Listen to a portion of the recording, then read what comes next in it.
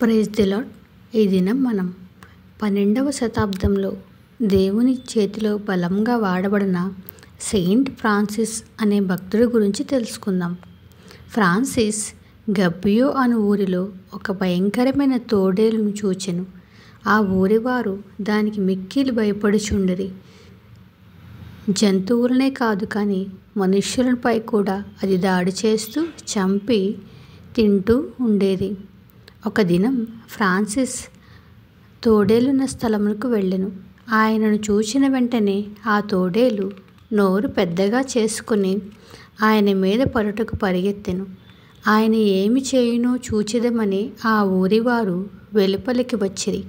అప్పుడాయన దాని నొసటి మీద సిలువ గుర్తు వేసి, సహోదరుడవైన ఓ తోడేలు, నీవు ఎవనికిని కీడు చేయకూడదని ప్రభువైన యేసునామమున నేను నీకు ఆజ్ఞాపించుచున్నాను అని చెప్పెను. వెంటనే అది తన నోరు మూసుకొని గొర్రెపిల్ల వలె ఆయన పాదముల యొద్ద పండుకొనెను.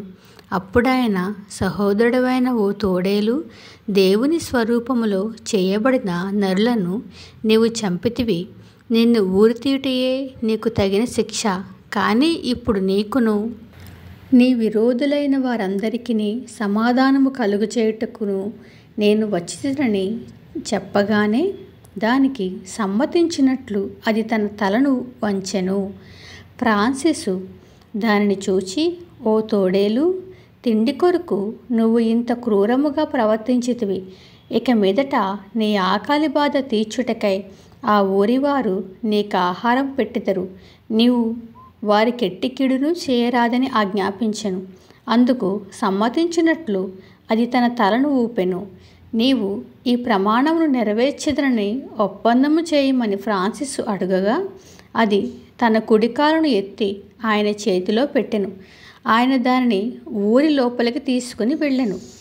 ఊరివారందరూ గుంపులు గుంపులుగా ఆ విచిత్రమును చూచుటకు దగ్గరకు వచ్చిరి. అప్పుడు ఫ్రాన్సిసు వారిని చూచి, ఓ జనులారా, మీ పాపములను బట్టి ఈ తోడేలు పెట్టిన శ్రమలకు మీరు లోనైరి. ఈ తోడేలైతే శరీరమును మాత్రమే చంపును గాని నరకములో ఆత్మ పడు వేదన బహు గొప్పది. కావున మీ పాపములను విడిచి దేవుని ఆశ్రయించుడి అని వారికి బోధించెను. అది మొదలుకొని ఆ ఊరి వారు దానికి భోజనం పెట్టుచుండిరి. అది ఒక సాధువైన కుక్క వలె ఇంటింటా ఆహారం తినుచుండెను.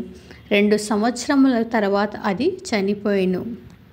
విన్నారు కదా, దేవుని మాటని విన్న క్రూర జంతువు తన స్వభావాన్ని విడిచి సాధు జంతువుగా మార్చబడి ప్రజలకు ఏ హాని చేయకుండా తన జీవితాన్ని కొనసాగించింది.